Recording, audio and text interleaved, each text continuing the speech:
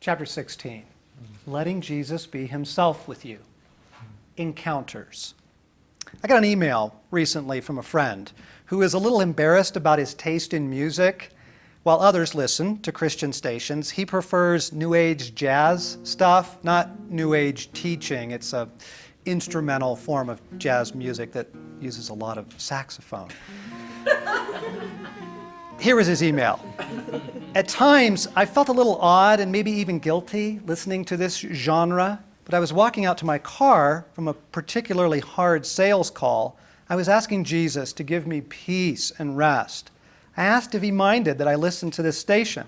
As I got in the car, I sensed him saying, "Oh no, that's fine. I'm here too." And so I got in the car, punched in my station, and on came an instrumental version of Fairest Lord Jesus. I said laughing, so you are here. I hope that's a common occurrence for you, friends. I've had Jesus say something to me, and the very next moment, what he said is repeated on the radio in a song or in a movie I'm watching, or literally comes out of the mouth of someone I'm talking to. The song of a child, a song on the radio. Jesus is infinitely creative. Just let him be himself with you. But let me give you a grace that will help you find him, help you experience him. Jesus is teaching, and he said to them, "Therefore, every teacher of the law who has been instructed about the kingdom of heaven is like the owner of a house who brings out of his storeroom new treasures as well as old." This is such a beautiful, stabilizing, gracious verse. It is immensely kind. It is also immensely cunning. So very Jesus. Think of it. Jesus was shaking some of his listeners' most cherished assumptions while inviting them into very new ways of understanding God. The veil was coming down forever. It was a moment ripe for diminishment or defensiveness. He moved quickly to dismantle both overreactions. On the one hand, some of those present are leaping to, "All these years I have been wrong." It'll help to add a Jewish accent. "So much time in Hebrew school, and for what? I am such a schmutz." They throw their ashes on their heads, toss their prayer shawl in the ash can. Diminishment. Okay, certain personalities tend this direction. I know I can. For years, whenever I hear one of those dramatic stories, told by missionaries, the ones where Jesus appears in the midst of a kidnapping or attempted murder, right? Binds the group of machete-wielding rebels, and the would-be martyr walks out unharmed, and then he leads the whole village to Christ and becomes best friends with the witch doctor, right? Those. I would think to myself, I am such a loser when it comes to Jesus. I don't have anything like that to share. That's the real stuff, right? I'm playing with blocks on the kindergarten floor. Something I haven't experienced eclipses everything that I have known of God. Jesus is trying to prevent that plunge into diminishment by saying that our old treasures are treasures. Okay? Now, on the other hand, Jesus knows he is also dealing with personalities who will fight to the death for what their fathers believed. Those types, at this moment, are racing to conclusions. Abraham, Isaac, and Jacob, this is too much. I will not abandon all my fathers have taught. We must reject this man and his teaching. Their eyes scanning the ground for stones. This crowd can get ugly in a flash. You know the type. To be honest, most of us have this type in us as well. In a one-sentence parable, Jesus rescues them both. Rescues us. Don't let someone else's remarkable encounter with Jesus diminish the beauty of what you know of him. Hold fast to the treasures you have. At the same time, you haven't experienced all there is to experience with God.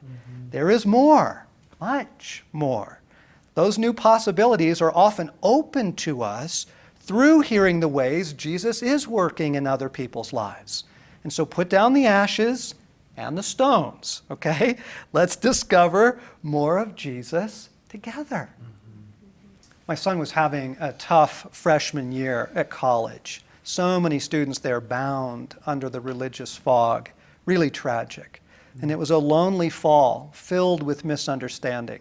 One afternoon, just after a classmate said something particularly hurtful to him, Blaine returned to his room and slumped onto his bed, about as low as a young man can get.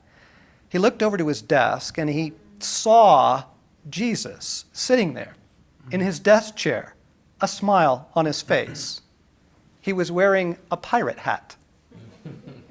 And then he just disappeared, like the Emmaus Road. Now, experiencing Jesus doesn't have to be dramatic. Sometimes it is, but not always. When you think of all those days the disciples spent with Jesus, just walking here and there or reclining at the table, the big-time miracles actually account for a pretty small portion of those years. There was just a lot of ordinary living. Jesus comes here too, in a tulip, in a smile, in a cup of coffee, in the night sky.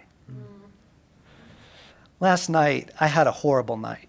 I don't know quite how to describe it, but if I even use the word Gethsemane, I lose everything by trying to establish a connection. Just hours of evil attack, the fruit of which was I couldn't find Jesus this morning. I felt as though he had abandoned me. And so kneeling down in my office, worshiping, face to the floor, I suddenly felt a presence next to me. And then something dropped near my ear. It was an old chewed up toy.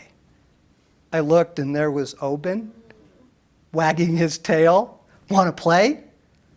The playfulness of Jesus cheering my heart through my dog.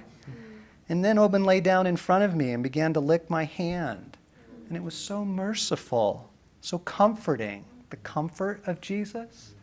I was going to call this book Jesus of a Thousand Hearts because of the way he continually breaks into my life.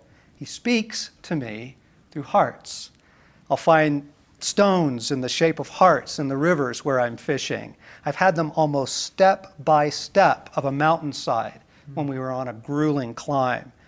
Praying in the morning, I'll look out the window and passing by will be a heart-shaped cloud, dinner rolls, seashells, stains on my jeans. I won the lottery when it comes to hearts from Jesus. But I am ashamed to admit that last summer, I grew a little impatient with them. I was going through a hard time and seeking God for the answer to many questions. And often he would simply give me a heart in reply. I'd be walking down the sidewalk, and there, in the cement, a heart-shaped hole made by a bubble when they poured the sidewalk. I actually grew a little dismissive of them. I didn't want hearts. I wanted answers. So Jesus stopped giving these treasures of our friendship. And then last fall, while walking through an alpine meadow when we were bow hunting, I was asking him, how come you don't give me hearts anymore? I asked it in a pouting kind of way. At that moment, something gray caught my eye. I looked down, and there in the grass, between my stride, about as big as a dinner plate, was a dried piece of cow manure in the perfect shape of a heart. If I didn't know that Jesus adores me, if I didn't know he is playful, and if our relationship didn't allow me to receive a playful tease, I might have misinterpreted the icon. But I loved it. It was both, you've been a little snippy, haven't you? And I adore you still. A cow pie heart. That is so Jesus. I wish I'd have taken a photo of it. We would have put it on the cover of the book.